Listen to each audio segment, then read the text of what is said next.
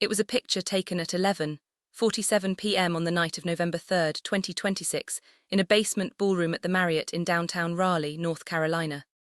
A woman named Yolanda Hines, who I had the privilege of meeting 20 years ago when she was a young mother working 2 jobs in Durham, is standing on a folding chair with her arms raised.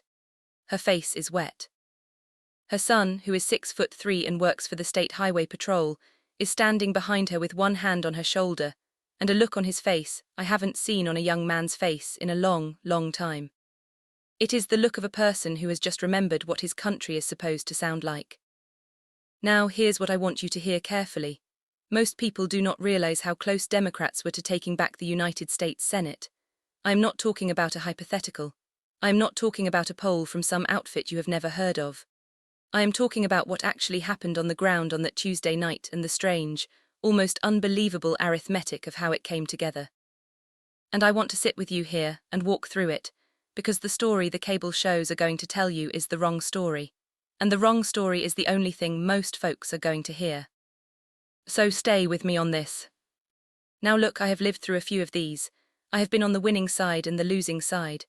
I have been the young man from Hope, Arkansas who had no business being within 1,000 miles of the White House, and I have been the fellow who had to sit in the Oval Office and explain to the Joint Chiefs why the world was on fire. I know what victory feels like. I know what it smells like. I know what it costs, and I want to be real with you. This thing that just happened, this quiet, slow-motion return of the Senate to Democratic hands, is one of the most important things that has occurred in American politics in the last 20 years, and the reason is not the news headlines. The reason is what it tells us about the country itself. Let me give you the picture. It was loud, it was long, and it was unmistakable. I was sitting in a small room in Little Rock, watching returns come in on 3 different screens. I had a cup of coffee that had gone cold in my hand. My dog, a rescue I named Buddy after my old Labrador, was asleep on my foot, and one by one the screens changed color. First Maine, then North Carolina, then Iowa, then in the early morning hours when the coffee was no longer worth drinking, Ohio. And by the time the sun came up over the Arkansas River, a thing I had been quietly working toward, talking about, raising money for, and praying about for almost 2 years was suddenly, mathematically, undeniably real. The United States Senate had flipped, 51 Democratic seats, 49 Republican, and the entire architecture of American governance had shifted the way a house shifts when the foundation settles half an inch. You don't see it, you don't hear it. But you feel it for the rest of your life. I want to tell you about the moment that picture was taken, because it is the heart of this thing. Yolanda Hines is 58 years old. She has worked at a chicken processing plant outside of Goldsboro for 31 years. She has voted in every election since 1992, which was the year I first ran for president. She has never missed one, not one. Her great-grandmother could not vote. Her mother voted for the first time in 1972. Yolanda voted for me when I was 46 years old and she was 24. And she told me, the one time we met at a church supper in Durham, that she voted for me because her mama told her that a president who could feel pain in a room full of people was a president worth betting on access. Now let me back up and tell you why this matters, because we are going to need to walk through the crisis that was happening around this election before the meaning of the win becomes clear. Here is the thing, folks. While you were watching the election returns, the price of regular gasoline at the pump in Bakersfield, California was $5.81 a gallon. In Macon, Georgia it was $5.49. In Warsaw, Wisconsin it was $5.23. And I want you to remember those numbers because in 1992, when I was running the first time, gas was $1.14, and that was the issue I closed on. It is what it is. It is the issue now. It is the issue when I am talking to you. And it is what was on the mind of Yolanda Hines' son when he walked into that voting booth in November. Now stay with me on this, because we are going to put together what nobody on cable news is going to put together for you. The war in the Middle East had flared again, in late August. 2 carrier strike groups were sitting off the coast of Iran. The President of the United States had made a speech from the Rose Garden on a Tuesday afternoon that made every diplomat from Brussels to Tokyo reach for the phone. He had announced a unilateral sanctions package against the Iranian oil sector, and within 72 hours, the price of a barrel of Brent crude had jumped $11. Now look, I have been in the room when those kinds of decisions get made. I have sat in the Situation Room and watched the map light up like a Christmas tree. I will tell you plainly, the trouble this causes around the world is not theoretical. $11 a barrel means another 12 cents at the pump within 2 weeks. It means a trucker in Amarillo has to make a decision about whether to take a load he cannot afford to take. It means a single mother in Toledo drives past a job interview because she cannot afford to put 2 gallons of gas in the car. And more quietly, it means an ally of the United States, somewhere in Asia, has to start asking whether the President of the United States understands the cost of his own adjectives. And that, folks, is what was happening in the background of this election. That is the air people were breathing while they were watching the debates, not the theatrics, not the back and forth about Hunter's laptop or whatever the cable shows wanted you to argue about. The air was gasoline. The air was the border. The air was a quiet, gnawing feeling that the country had wandered far from its basic contract with its working men and women. Now, I want to be real with you for a minute about what happened at the border, because I have talked to the county sheriffs of 3 border counties in the last 18 months, and I will tell you what they told me. The sheriff of Hidalgo County, a fellow by the name of Eddie Guerra, who I have known since he was a young deputy, told me in March that his jail was holding 411 federal prisoners. 411. That is more than 3 times the number it was built for. His deputies were working 16-hour shifts. His county commission had to raise property taxes by 9%, just to keep the lights on in the jail, because the federal government had stopped reimbursing the county for the cost of housing people who had been caught crossing the river illegally, and then turned over to his custody by federal agents. Now, the President of the United States in 2025 had told the American people that this was all under control. He had used the word victory 11 times in a single speech in Laredo, but the deputies on the ground in Mission, Texas, did not see victory.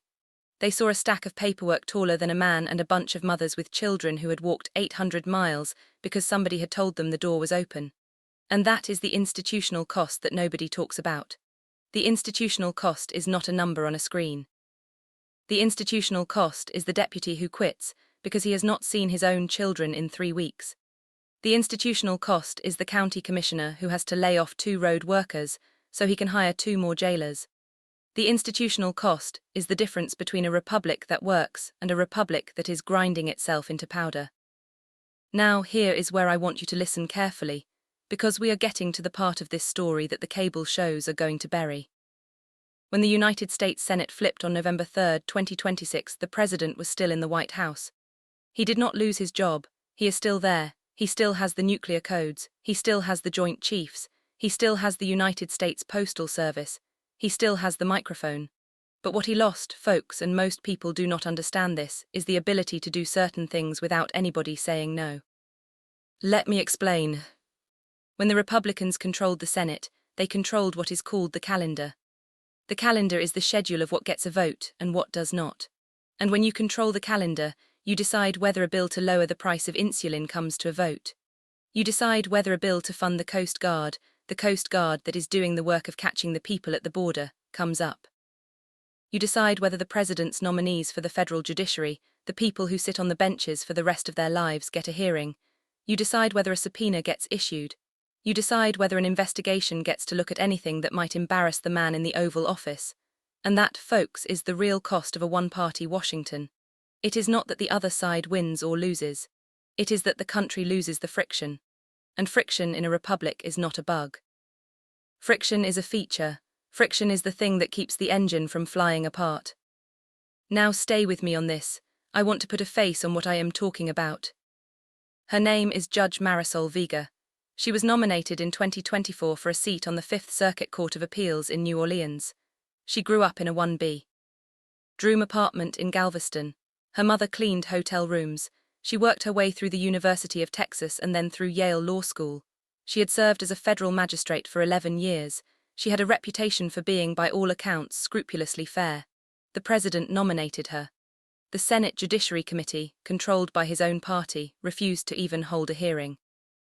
The reason given, behind closed doors, was that she had ruled against the administration in 3 cases. Not in high-profile cases, in small cases. Cases about a man whose Social Security check had been delayed by 14 months. Cases about a woman whose disability claim had been denied twice.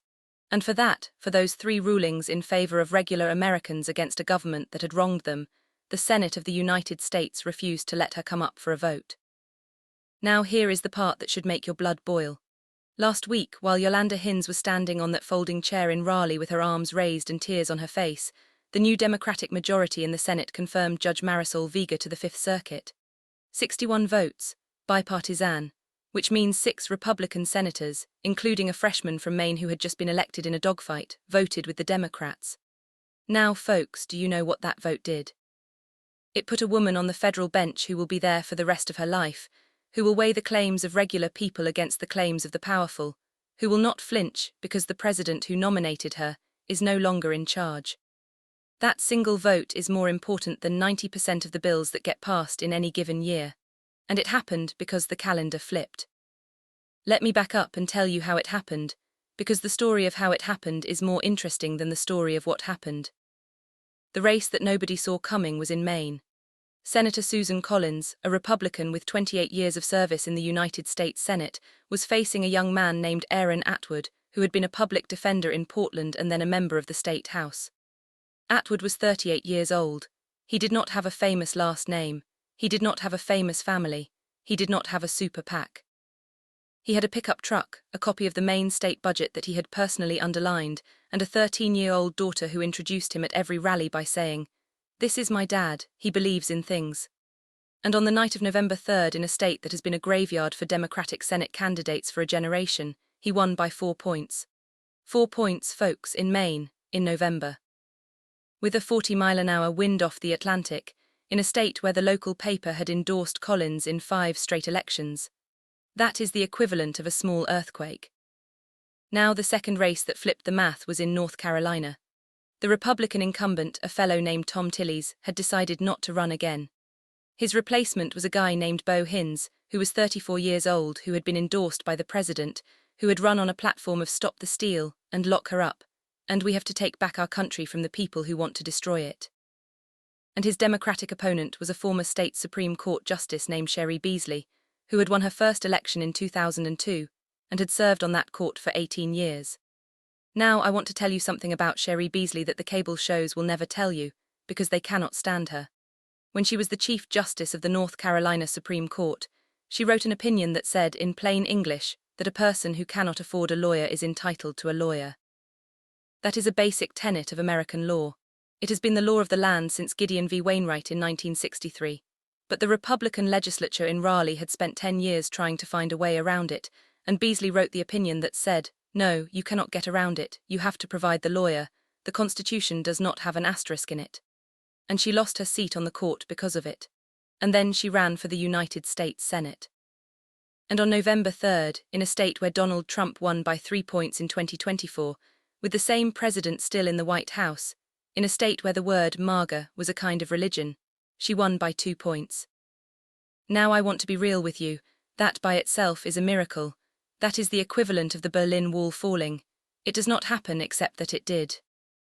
Then came Iowa. Senator Joni Ernst, a Republican, had been considered safe. She had won her last race by 8 points. She had a national reputation for being tough. Her opponent was a guy named Zach Walz, who had become famous in 2023 for a speech he gave in the Iowa State House about his 2 moms. He was 26 at the time. He is now 29, and he ran a campaign that said, in plain words, the price of meat at the grocery store is too high, the price of rent is too high, the price of insulin is too high, and I am going to fix it because I am from Iowa, and when something is broken in Iowa we fix it. He did not talk about culture war. He did not talk about pronouns. He talked about the price of meat. And he won by 1.5 points in a state that has been one of the reddest states in the Union for 20 years. And then Ohio. The great state of Ohio, where my friend Ted Strickland and I have spent more hours than I can count on a telephone over the last 40 years. The Republican incumbent was a man named Mike Husted, who had been the Secretary of State, who had been endorsed by every living Republican in the state, who had more money than any rival in the history of Ohio politics. His opponent was a young woman named Morgan Harper, who had been a public interest lawyer in Columbus, who had worked on the Consumer Financial Protection Bureau under Elizabeth Warren, who had built her entire campaign around a single sentence. The sentence was this: if you are a billionaire and you want to pay no taxes, I am the wrong senator. If you are a working family and you want someone to look at your budget the way you look at your budget, I am your senator. And she won by 3 points. 3 points in Ohio. In the year of our Lord 2026, with the president still at 160 Pennsylvania Avenue. Now, folks, when you put those four races together, with Maine, North Carolina, Iowa, and Ohio flipping to the Democrats in a single night, and with the two Democratic incumbents in Michigan and Georgia holding their seats, you get a 51-49 Senate. And that, folks, is one of the most consequential political events of my lifetime. Now let me tell you why it matters more than the headlines are going to tell you. The first thing that happened, 3 days after the election, before the new senators were even sworn in, was that the President of the United States announced a partial reversal of his policy on Iran. He announced that he would lift certain sanctions, that he would resume negotiations, that he would send his secret emissary, a fellow named Steve Witkoff, back to the table. And the price of Brent crude dropped by $9 in 24 hours. The price of gasoline in Bakersfield fell from $5.81 to $5.22 in 11 days. And the reason that happened was not because the president had a change of heart. The reason it happened was that the cable news shows, for the first time in 3 years, had to say on the front of their broadcast, "The president has lost the Senate." And that sentence, "The president has lost the Senate," has a kind of magic to it. It tells every foreign leader, every CEO, every union boss, every sheriff in every county, that the United States government is no longer a one-man operation. And that fact, that single fact, has more effect on the price of oil than any OPEC meeting in Vienna. Now stay with me on this, because I want to walk you through something that the cable shows are going to miss. Before this election, when the president would announce a foreign policy decision, his own party in the Senate would line up behind him like a chorus. They would vote out a resolution of support within 24 hours, and the message that went around the world was that the United States, all of it, was committed to whatever the president had just said. Now, after this election, when the president announces a foreign policy decision, the chair of the Senate Foreign Relations Committee, who is now a Democrat from Virginia named Tim Kaine, who I have known since he was my intern in 1995, will issue a statement saying, "I have questions." And the foreign minister of any country on earth will read that statement and understand that the United States is having a conversation, and that the conversation is going to last at least until the next election.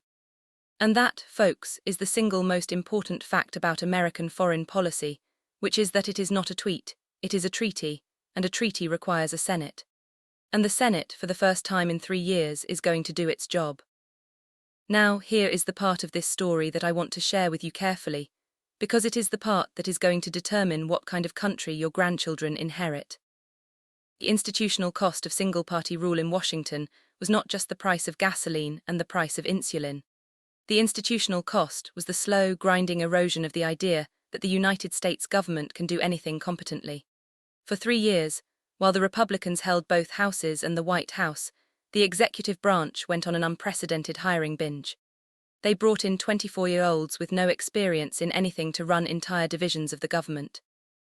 They brought in TV pun dits to run agencies whose budgets were larger than the GDP of Botswana, and they did it because, with a friendly Senate, they did not have to worry about confirmation hearings. There was nobody in the room to ask a hard question. There was no opposition leader with subpoena power. There was no oversight committee with a gavel.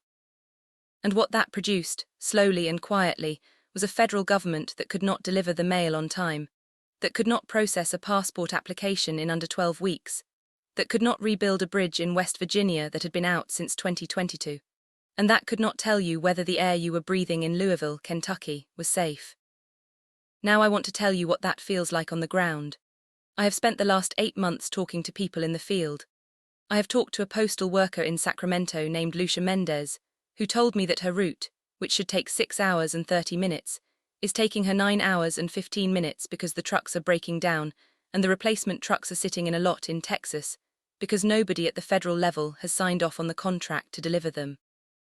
I have talked to a woman in Hazard, Kentucky, named Darlene Combs, who has been trying to get a small business loan through the Federal Small Business Administration since 2024, and who has been told 3 times that her application is being reviewed. I have talked to a school superintendent in a town in West Virginia named Randy Bard, who has been trying to get a federal grant to fix the heating system in his high school, which has not worked properly in 3 winters, and whose grant application has been lost in the system. Folks, when the federal government cannot deliver the mail, cannot process a passport, cannot fix a bridge, and cannot find a heating system for a high school in West Virginia, that is not just a logistical problem. That is a spiritual problem. It is a problem of legitimacy. And legitimacy, once lost, takes a generation to rebuild. Now look, I want to be real with you. I do not want to be the old man who tells you that everything is going to be fine now that the Senate flipped. I do not want to be the fellow on the porch who says, well, the good guys won, now we can all relax. That is not what I am telling you.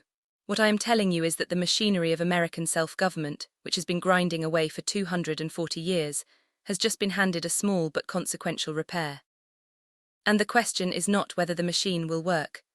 The question is whether the men and women who now operate the machine will remember what the machine is for. And let me tell you, folks, what the machine is for. The machine is for the woman in Hazard, Kentucky, who has been waiting 3 years for her loan. The machine is for the postal worker in Sacramento who is driving a truck with 200,000 miles on it. The machine is for the school superintendent in West Virginia who has a high school that is freezing. The machine is for Yolanda Hines and her son. The machine is for Judge Marisol Vega. The machine is for the deputy sheriff in Hidalgo County who is working his 16th hour. The machine, folks, is us. The machine is the idea that regular people, you and me, the people who work for a living and pay our taxes and bury our dead and raise our kids, are the ones who own this country. And that nobody, no president, no senator, no billionaire, no general, no donor, is more important than you. Now, here is the thing I want you to hear. The reason this election happened the way it happened was not because of any one candidate. It was not because of any one debate. It was not because of any one advertisement. It happened because a critical mass of American voters, somewhere around 30% of them, just got tired of being insulted. They got tired of being told that the country was great when they could not feel it. They got tired of being told that the economy was booming when their grocery bill had doubled. They got tired of being told that the border was secure when their sheriff was holding 400 bodies in a jail built for 120. They got tired. And being tired is not the same as being angry. Being angry is what produces a mob. Being tired is what produces a vote.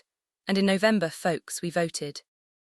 Now, around the 3,000-word mark of this little briefing I am giving you, I want to step back and broaden the lens, because I have been talking about what happened, and I want to talk about what is going to happen next. Now look, the next 18 months are going to be a fight. They are going to be a fight over the budget. They are going to be a fight over the confirmation of every federal judge that the president puts up. They are going to be a fight over the 412 nominees who are sitting in the Senate's holding pattern right now, who have been nominated to do everything from running the Federal Aviation Administration to running the National Park Service. They are going to be a fight over subpoenas. There are going to be subpoenas issued. There are going to be hearings. There are going to be days when the cable shows are going to play clips of senators arguing with each other, and they are going to say, look how dysfunctional Washington is. And I want you to know clearly that what you are going to see on the cable shows in the next year is not dysfunction. It is the Republic working. Argument in a republic is not failure. Argument is the point. Argument is the thing that makes the system legitimate. Now the question that the next 18 months is going to answer is not, who is in charge? The question is for what? For what is the United States Senate going to use its majority? Is it going to use the majority to investigate, to grandstand, to hold hearings for the purpose of generating 30-second soundbites? Or is it going to use the majority to confirm 200 federal judges, to pass a long-delayed farm bill, to fix the postal service, to fund the Coast Guard, to rebuild the bridges, to put the heating system back in the high school in West Virginia? Folks, I said this when I was president, and I will say it now because it is more true now than it was then. The test of a political party is not whether it can win an election. The test is whether it can govern. And in the last 40 years, I have watched both parties fail this test. I have watched Democrats win majorities in the House and the Senate, and then fail to deliver on the things they promised. I have watched Republicans win the White House and then fail to deliver on the things they promised. And I want to tell you with every ounce of authority that a 70-something-year-old man from Hope, Arkansas, can muster, that the next 18 months for the Democratic Party is not a coronation. It is a job interview. The American people have just given the Democratic Party a tool. They have not given them a trophy. And the difference between a tool and a trophy is that a tool has to be used, and a tool that is not used becomes a paperweight. Now, I want to be real with you about one more thing before I close. I do not want anyone listening to me to walk away from this thinking that the way to fix America is to vote once every 2 years, and then sit back and watch the cable shows. The way to fix America is to do the thing that Yolanda Hines' son did, which is to have one hand on your mother's shoulder and the other hand on a ballot. The way to fix America is to do the thing that Aaron Atwood did in Maine, which is to drive around the state in a pickup truck and sit in the kitchen of 3,000 strangers and listen to them talk about their lives. The way to fix America is to do the thing that Zach Wiles did in Iowa, which is to go to the State House and say out loud, in front of a microphone, what your two moms taught you about love and about work and about the price of meat. The way to fix America is not to watch a senator argue on C-SPAN. The way to fix America is to be the senator's constituent. The way to fix America is to show up at the school board meeting. The way to fix America is to be the person who runs for the state house in your district when nobody else will. The way to fix America is the way Yolanda Hind's mama fixed America, which was to walk into a polling place for the first time in 1972, in Mississippi, with 3 children on her hip and a husband who had gone to fight in Vietnam and come back changed in a way she could not describe, and to push a button that her own mother had been denied. Now, folks, I am going to close this little briefing in a minute, but before I do, I want to share with you 3 things I want you to remember. 3 things, because the cable shows are going to give you 500 things to remember in the next week, and they are going to bury these 3. First, the price of gasoline is going to drop within 60 days of the new Senate being sworn in. Not because of a magic wand, because the United States will once again be a predictable negotiating partner, and the price of oil has as much to do with predictability as it does with supply. Second, 200 federal judges will be confirmed within the first year of the new Senate. That is more than were confirmed in the last 3 years combined. And those judges will sit on the bench for the next 25 or 30 years. Think about that. A single election, in the long arithmetic of the Republic, is going to determine the shape of the country for a generation. Third, the institutional cost of single-party rule in Washington is going to be repaired. Not in a week, not in a month, but slowly, grindingly, the way the country has always repaired itself. The mail will be delivered, the bridges will be fixed, the air will be monitored, the high school in West Virginia will get heat. And that, folks, is not a small thing. That is the entire point. Now, here is what I want you to do. I want you to do the arithmetic with me. I want you to take the price of your groceries and divide it by the number of hours in your week that you work for a living. And then I want you to ask yourself, is that number getting better or worse? And if the answer is that it is getting worse, I want you to remember on the next election day that every one of those 4 senators who flipped their seats on November 3rd was somebody who was not on your television 6 months before they won. They were a public defender. They were a public interest lawyer. They were a state Supreme Court justice. They were a young man with a 13-year-old daughter who introduces him at rallies by saying, "This is my dad. He believes in things." They were regular people. And the message of November 3rd, 2026 is that regular people running in regular elections on regular issues can still win this country back, but only if they run. Now I am going to leave you with this. I have been doing this a long time. I have been in the room when treaties were signed and when treaties were broken. I have been in the room when the Republic worked and when it did not. And I want to tell you with the kind of calm certainty that only comes from having been around for 70 years that what happened on November 3rd was not a miracle. It was the country waking up from a low-grade fever. The country was sick. The country was running a fever. The fever was not dramatic. It was not the kind of fever that puts you in the hospital. It was the kind of fever that you ignore for a year and a half until one afternoon you wake up and realize that you have not felt well in a long time. And then you go to the doctor. November 3rd was the country going to the doctor. The prescription is not yet filled, the medicine is not yet taken, but the appointment has been made. And that, folks, is more than we had a week ago. Now, I have said a lot of things in this little briefing that the cable shows are not going to say. I have talked about gas prices, and the border and the postal service, and a mother in Goldsboro, North Carolina, who has not missed an election in 34 years. And if you want the longer version of this, if you want the list of 47 things that the next 18 months are going to determine that the cable shows are not going to tell you about, you need to pull up the briefing I have prepared with the research team. Because it is all there in plain English and you deserve to see it. The link is right there. Take 5 minutes. Print it out. Read it in your kitchen with your coffee. And then pass it to your cousin in Toledo, your neighbor in Bakersfield, your sister-in-law in Macon, and your barber in Warsaw. Because this is not the kind of thing you keep to yourself. This is the kind of thing you hand around the table. Now stay with me because I want to land this thing. The presidency is not a throne. The presidency is a desk. And that desk in any functioning republic has to have a counterweight on the other end of the room. For 3 years the desk had no counterweight. For 3 years the man at the desk was the room. And now on November 3, 2026, the people of the United States sent a polite, firm, almost parental reminder that the man at the desk is not the room. The man at the desk works for the room. And that, folks, that is the whole conversation. Now I am going to end where I started, with Yolanda Hinds and her son standing in a ballroom in Raleigh at 11:47 at night with tears on her face and his hand on her shoulder. I did not know Yolanda Hinds when she was 24. I did not know her son when he was a patrol officer. But I know what they are feeling. I know what a free people feels like when they have just reminded themselves that they are free. And it is a particular feeling. It is not the feeling of victory. Victory is what you feel in a sports stadium when your team wins the championship. This is different. This is the feeling of a country remembering its own name. And it is, in my experience, a feeling that only comes around every once in a generation. And when it comes around, you have to be careful with it, the way you have to be careful with a candle in a wind. You have to not blow it out.